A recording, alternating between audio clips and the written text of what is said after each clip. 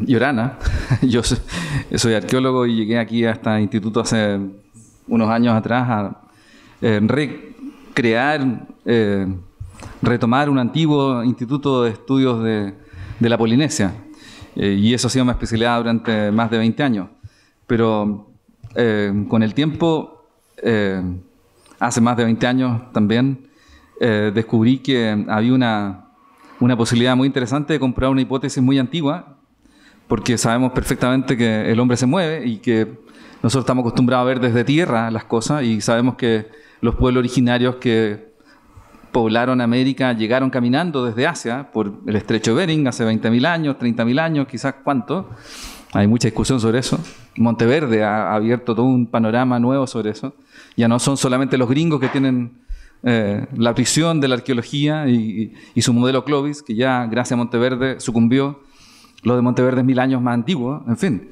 Y es muy probable que sea mucho más antiguo de lo que pensamos.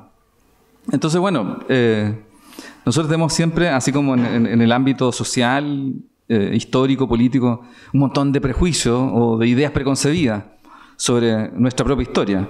Y una de esas historias interesantes es que nos vemos como muy estáticos, pero la verdad es que la gente se movía mucho. Si no, no estaríamos aquí, no estaríamos en América. El hombre no es originario de América, no se creó espontáneamente en América. Llegamos caminando de otra parte del mundo, donde se produjo una evolución previa a nosotros. Y mi capítulo de la historia es el mundo del Pacífico.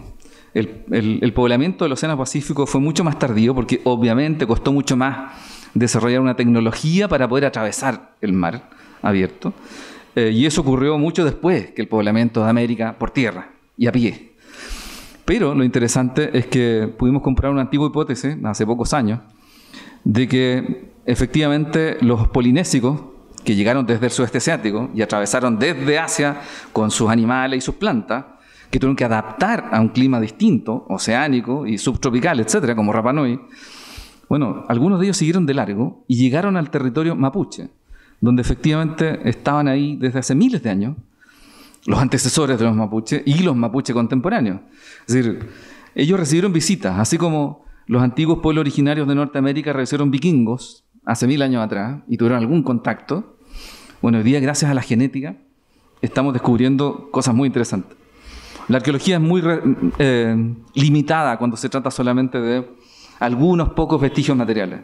El ADN está permitiendo saber, por ejemplo, que los vikingos que llegaron a Estados Unidos, a la costa este, en la frontera con Canadá, se llevaron un par de pololas nativas americanas, comillas, de origen asiático finalmente, hace 1000 años, y sus genes quedaron todavía hoy en 2 familias de Islandia, antiguo territorio vikingo. Eso gracias al ADN, lo que muestra el dinamismo de las poblaciones, el mestizaje. Si hay algo que caracteriza al ser humano es el movimiento y el mestizaje. No existen las razas y ese es un tema fundamental para descomponer ese mito terrible de la raza. Nos mezclamos, inevitablemente nos mezclamos, y eso es muy bueno. Si no, estaríamos todos medio tontitos, digamos, porque no es bueno no mezclarse.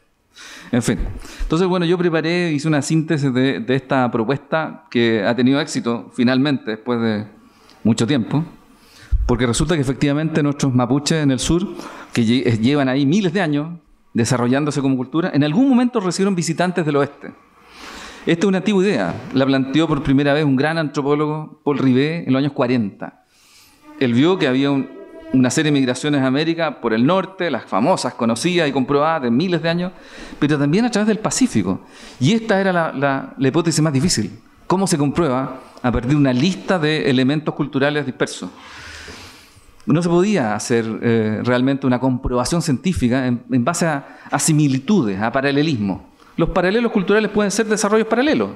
El problema es cómo comprobar si un desarrollo cultural en un lado y otro del mundo son paralelismos, es decir, desarrollo independiente que van a llegar por caminos paralelos o son producto de un contacto. El problema es la prueba, cómo se comprueba una alternativa a la otra. Bueno, el ADN está permitiendo hoy día comprobar esa variabilidad enorme de formas posibles de contacto y de mutaciones que se producen, y hoy día aparece el contacto transpacífico a través de todo el Océano Pacífico, desde las islas, desde Asia, qué sé yo, hasta América del Sur. Hay un estudio más reciente, no lo voy a mostrar aquí, pero hay mucha información ahora. Y bueno, una de las cosas que es indiscutible hace harto tiempo es que un elemento cultural de la naturaleza, pero claramente americano, que llegó al centro del Pacífico, a la isla Cook, hace 1000 años atrás, es el camote. El camote que es genéticamente americano, pero llegó con el nombre propio indígena de Ecuador o el norte de Perú, Kumara. Kumal probablemente en Cañari, la lengua del Golfo de Guayaquil. Y se dispersa con ese nombre por todo el Pacífico, hasta Hawái, Nueva Zelanda, los Maori y Rapa Nui. El problema es quién lo llevó. El camote no puede llegar por sus propios medios, no se lo lleva en las patas de un ave ni flotando, se pudre, es una papa. Pero está en el centro del Pacífico, en las Islas Cook, hace 1000 años. Entonces, ¿qué? ¿Llegaron polinésicos a América y se lo llevaron de vuelta? ¿O fueron prehispánicos de América, hace 1000 años, que se lo llevaron al centro del Pacífico? Esa es la gran pregunta. Otro elemento propio de América que está en el Pacífico, en tiempos prehispánicos, es la calabaza. Pero sobre todo el camote, porque es fundamental aquí.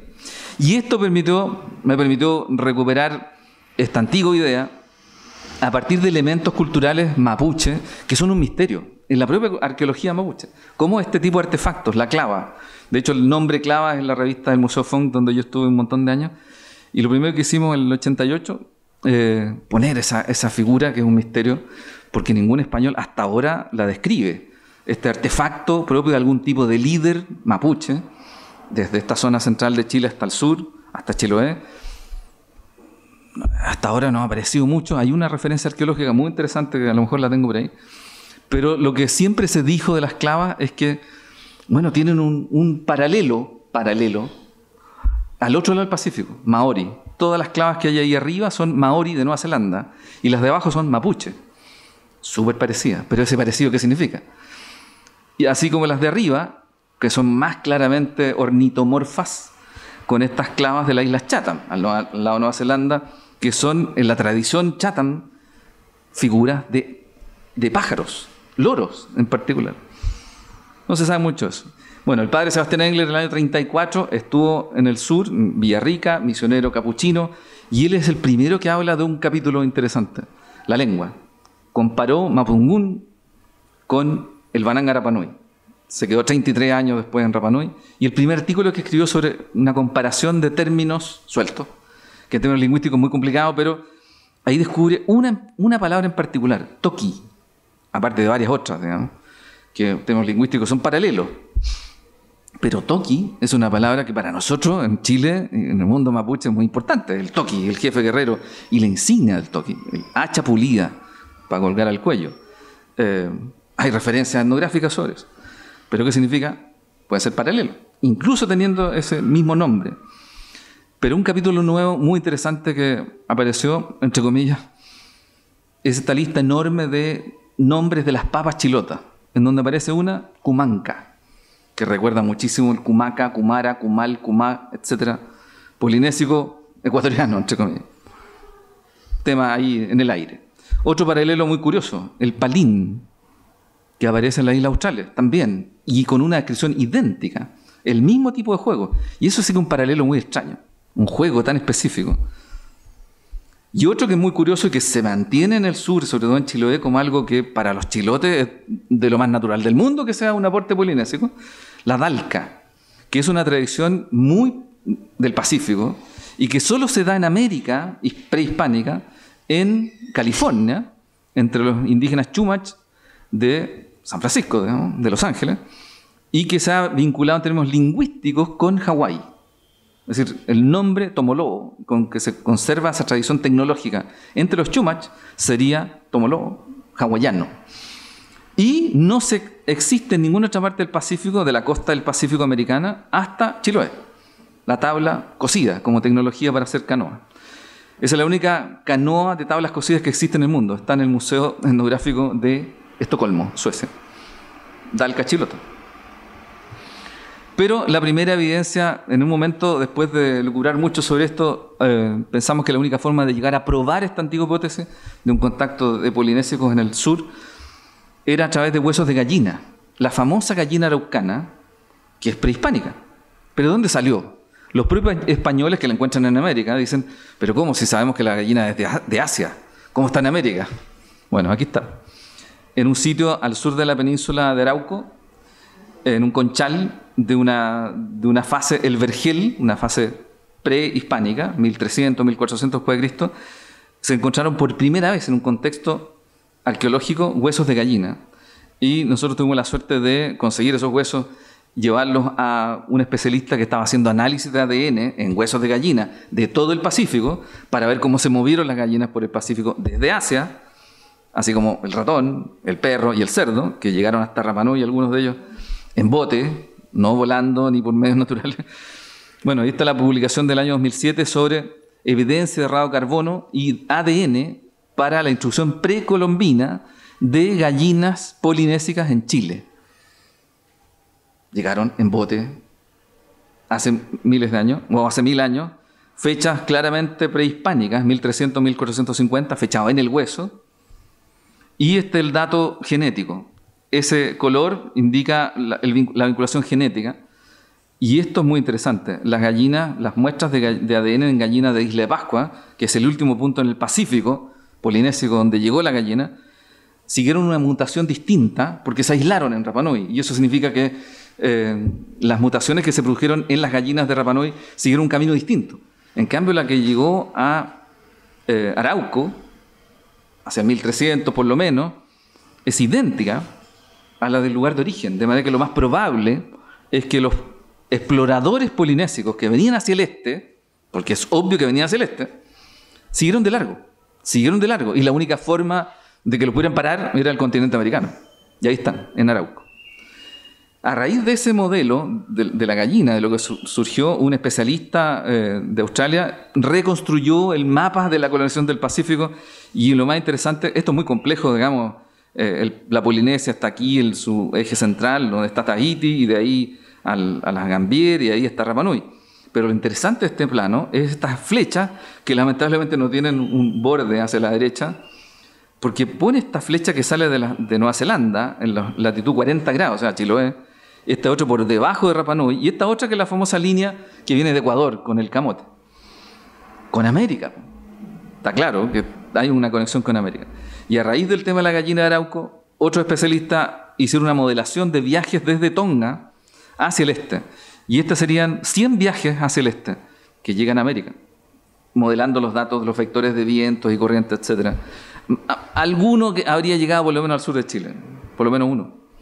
Y esto nos recordó de una evidencia muy interesante, que es muy típico en la arqueología chilena. Ya en el año 1903, alguien, un médico probablemente, recibe 3 cráneos de la isla Mocha, los describe en una monografía sobre la isla Mocha, y dice, estos rasgos son distintos de la población mapuche. Tienen rasgos como los polinésicos. Son altos y como forma de techo a 2 aguas, digamos. No nuestros cráneos, los nuestros. Mapuche, redonditos, así como yo.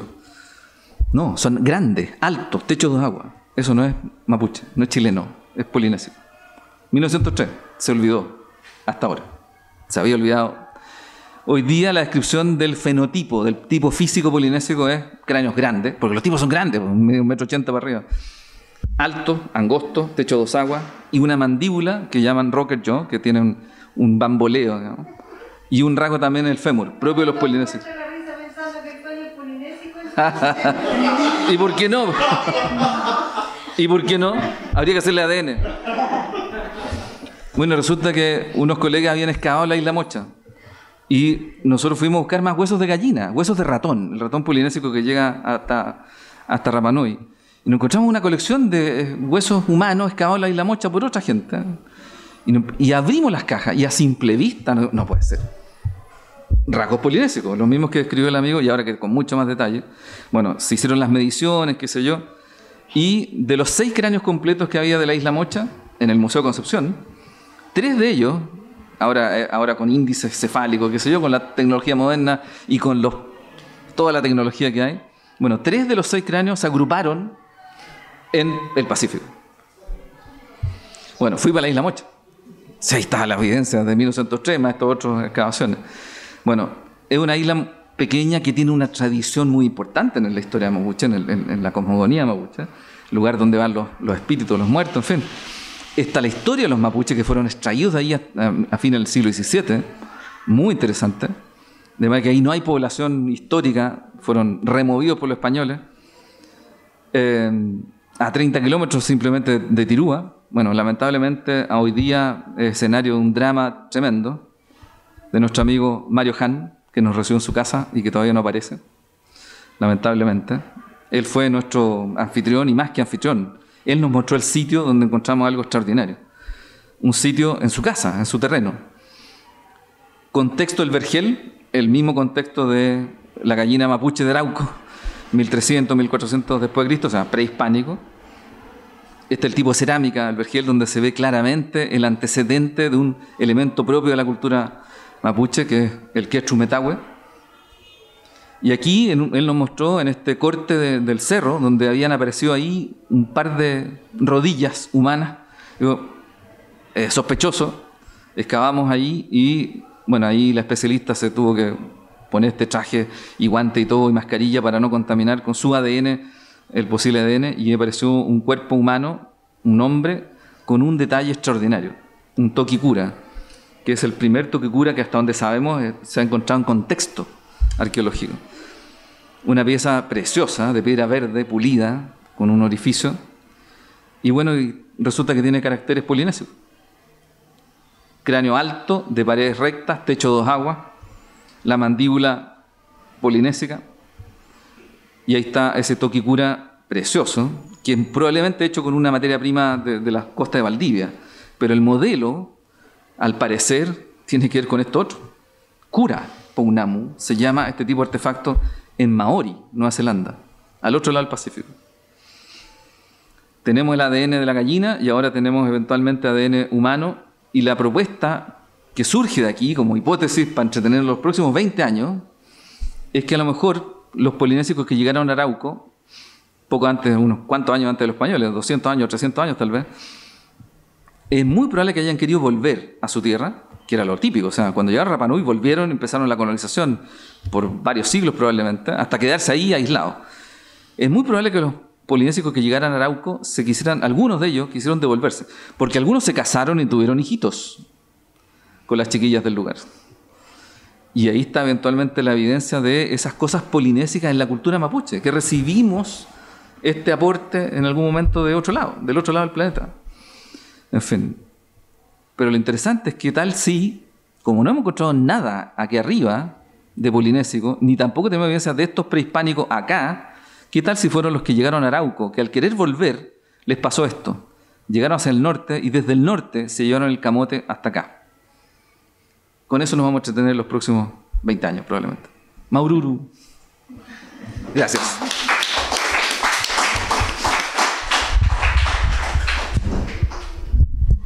Bueno, muy interesante todas estas teorías. Y corrijo, yo dije antropólogo y es arqueólogo. ¿Sí? Ah, ya, perfecto. Voy a dejarle la palabra para que alguien pueda hacer algún comentario, alguna pregunta o algún aporte. Ramón. Sí, es muy probable, sí. Hay una variedad de gallinas prehispánicas, la coyonca, la pinche. Es muy curioso lo de la gallina mapuche, o sea, es muy probable que la gallina que llegó era una gallina muy pequeña, por lo menos los huesos de Arauco lo muestran, una gallina muy chiquitita. No sabemos si exactamente era la gallina sin cola, digamos, la coyonca, pero en Rapa Nui, por ejemplo, una gallina prehistórica que ponía huevos solos también. Existe en la tradición, o sea, es algo probable. Esa mutación es muy probable que haya llegado con esas primeras gallinas al mundo de la costa del continente sudamericano. Ahora, en el sur es muy probable que haya derivado en otras formas, como esos 3 o 4 tipos que hay, digamos. Pero esa gallina prehispánica claramente atravesó desde Asia por el Pacífico. Y las mutaciones son derivaciones que surgen del aislamiento, tal como los tipos físicos, ¿eh? Eso ocurre incluso con los seres humanos. Reconocemos un patrón común del polinésico, pero obviamente con el tiempo, después de siglos de mezclarse solo con ese pequeño grupo, podemos diferenciar. Y pasa con la lengua también. Reconocemos un tronco común proto-polinésico que es el núcleo para todas las lenguas que comparten una raíz común entre el hawaiano, tahitiano, marquesano, maori, Rapa Nui. Reconoces esa raíz común, pero con el tiempo se van separando. Y a veces no se llegan a entender entre ellos, según el tiempo que ha transcurrido, digamos, en el aislamiento. ¿Alguien más? Yo podría agregar, un poco alejándome también o acercándome. El problema, claro que había mucho vínculo entre todas las culturas precolombinas. Muchas veces desconocemos. Por ejemplo, el caso del Nahuel, el Nahual, que es el signo más grande de América, llamado tigre, ¿no? Tigre. La palabra Nahuel existe en el Mapudungun, existe en el Mapuche. Y se traduce como tigre. A veces lo asocian con el león, pero no es el león. El león es España. Sí, claro. No, hay muchas cosas. Es que lo que pasa es que tenemos normalmente prejuicios sobre que tienen que ver con la distancia, con el tiempo y sobre todo con el mar. Como nosotros somos muy de tierra adentro, esto del mar abierto es como una barrera absoluta. Y para ellos no era para nada. Pero también ocurre a larga distancia, por ejemplo, cuando tú ves todo lo amazónico que tiene el mundo mapuche antiguo, es muy, y para qué decir en el norte, o sea, noroeste argentino, la selva, lo que hoy día se llama Perú y Chile, que son estados de ayer, digamos, inventados ayer. Para el mundo prehispánico eso era una sola cosa. Y hay vínculos de larga distancia de lado a lado de la cordillera. O sea, la cordillera, de luego, es un límite para nosotros, pero no fue para nuestros antiguos habitantes, para nada. De hecho, por ejemplo, el Tembetá, que parece como algo tan exclusivo nuestro de los vatos del Alfaro temprano, entre 1000 y 2000 años atrás, aquí, bueno, es Tiwanaku. Y es amazónico. ¿Eso lo puedes decir en castellano, por favor? Entonces ubican el Tembetá, un piercing muy extremo, que hoy día usan algunos, como la novedad del año. Bueno, el Tembetá es un artefacto que se llamó besote también en México, propio de los aztecas. Imagínate, aztecas. Está en Tiwanaku, que es anterior a los aztecas, en el altiplano. Es un adorno que era un botón o una botellita larga que se incrustaba entre el labio inferior y la pera. Se hacía un orificio aquí y se embutía por dentro del labio para dejar una aleta pegada a los dientes, de manera que quedara sobresaliendo sobre la pera y el labio un botón plano, que podía ser de este porte, o algo alargado. Ese es el Tembetá. Y es una cosa que usan todavía muchos grupos indígenas en Amazonas. Aparece en Tiwanaku, y estamos hablando de 1000 años para atrás, y aparece en el mundo azteca, que es inmediatamente prehispánico, y es propio de los vatos de esta zona, 1000 a 2000 años atrás, aquí, en la zona central de Chile. Y es Molle, del norte chico, pre-Diaguita. O sea, todas esas culturas comparten ese elemento diagnóstico, un instrumento que sirve como adorno, que es un piercing, que es una mutilación corporal bastante extrema, así como los aros, que son universales, digamos. O sea, estos expansores, digamos, de piedra. En fin, ese elemento que es muy característico y puede ser diagnóstico de algunas culturas, como es para los vatos de esta costa central, bueno, está en todas esas otras culturas. Entonces, ¿de dónde viene la idea original? Bueno, puede venir de miles de años, quizás de dónde, o se inventó en forma paralela, digamos. Porque a todos nos gusta ponernos adornos. No, bueno, yo no uso mucho de esas cosas, pero a mucha gente. Y hoy día que los chiquillos están usando esas cuestiones, bueno, ¿de dónde sale la idea de ese tipo de piercing? ¿De dónde le sacaron esto de hacerse un orificio aquí? Bueno, si viene de Tiwanaku, si viene de muchas otras culturas antiguas. Sí. Yo otra vez leí uno de que decía de que los de la costa peruana habían ido a la isla. Porque las similitudes de los trabajos de piedra que se han descubierto en la isla eran las mismas similitudes que hay en la zona Wari, en el contexto Wari más o menos. Sí, sí. Todavía no se logra encontrar evidencia directa de alguna cultura prehispánica en Rapa Nui, digamos. Y toda la tradición de los Moai y todo ese cuento, incluso la tecnología de los muros de Rapa Nui es de origen polinésico. Todavía no se puede comprobar que hayan sido visitados por americanos, pero existen esas leyendas y el tema es comprobarlo. Si el drama de cualquier hipótesis es comprobarla. Y para eso hay que tener mucha seriedad y tener la evidencia dura.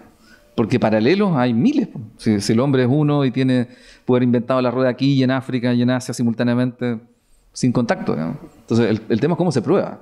Ahora hay una película donde sale esa bote de totora bien grande. Sí, bueno. El problema es que la totora es universal y tú puedes hacer el mismo tipo de embarcación en totora aquí y en África sin necesidad de contacto. Entonces, ¿qué prueba eso? Es complicado. El problema es cuando uno se obsesiona con una hipótesis y te convierte en un dogma de fe. Ahí ya no es ciencia, digamos. Y lamentablemente lo que tenemos hoy día para el público es esta basura que es History Channel, que se convirtió en una reproducción de basura pseudo-intelectual con los ovnis. Todo se explica por los ovnis. No, eso es estúpido. O sea, porque eso no prueba nada. Tú ya tienes la solución dada. No piensa. ¿Hay algo raro? OVNI. Eso no es ciencia.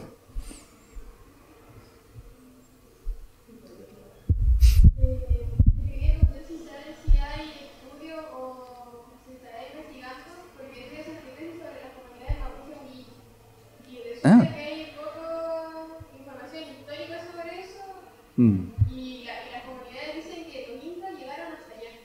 Están convencidas de que sí llegaron hasta allá. Sí, mira, la evidencia arqueológica es una, pero también está la tradición. Yo creo que se menosprecia la tradición oral.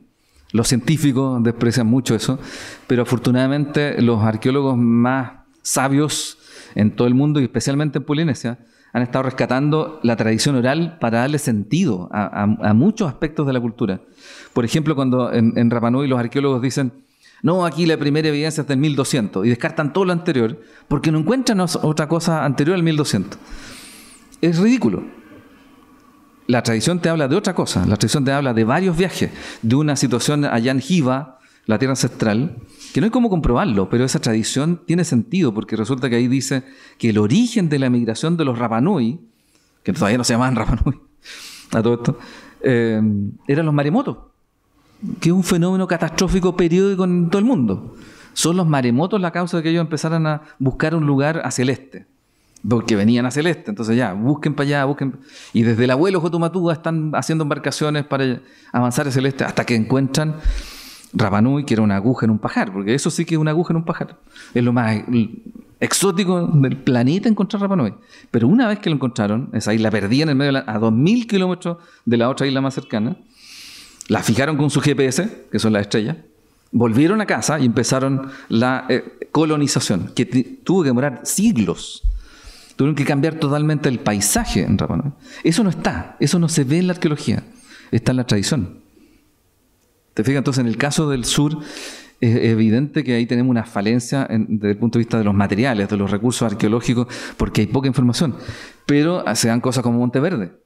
Monteverde cambió completamente para otro periodo, digamos, de la historia. Hasta ahora la imagen que teníamos del paleoindio, de la gente que llega, son los primeros habitantes de América, cazadores de mastodonte, pero en general, cazador-recolector era pobre gente que andaba saltando mata en mata para cazar un mastodonte porque con eso podían comer. Ridículo. La evidencia de Monteverde es que éramos vegetarianos más que comedores de mastodonte. Comían de todo tipo de flora, conocían todas las algas. Gracias a que ese sitio tiene una calidad de conservación de lo orgánico increíble, única en América, la que no tienen los gringos. Por eso que le costó tanto aceptarlo. Algas conocían los paleoindios. O sea, si conseguían un mastodonte una vez al mes, qué bueno. Pero podían vivir felices con toda la vegetación que tenían a la mano. Incluso consumían, hace 10.000 años, conocían flora de uso medicinal. Hace 10.000 años. O sea, ¿por qué no? Si ya llevaban siglos aquí explorando, conociendo. Muy cerca de Puerto Montt, en un esterito, Chinchihuapi, muy humilde, pero que tuvo una condición extraordinaria de conservación. Ahí se selló ese piso de ocupación muy rápidamente con un sello como turba que impidió la descomposición. O sea, ahí no entró el oxígeno. Y eso impidió que se descompusiera madera. Hay estructuras de madera, de hueso, hojas. Hay una cosa extraordinaria que investigaron que es un bollo alimenticio. Alguien masticó, así como un bollo de coca con una cantidad enorme de hojitas de diferentes especies, incluso algas, y después le sacó todo el jugo y lo botó. Y eso quedó ahí en el suelo. Y eso le sacaron el jugo, literalmente, los especialistas, paleobotánicos, etcétera, etcétera. Han trabajado más de 50 especialistas en Monteverde.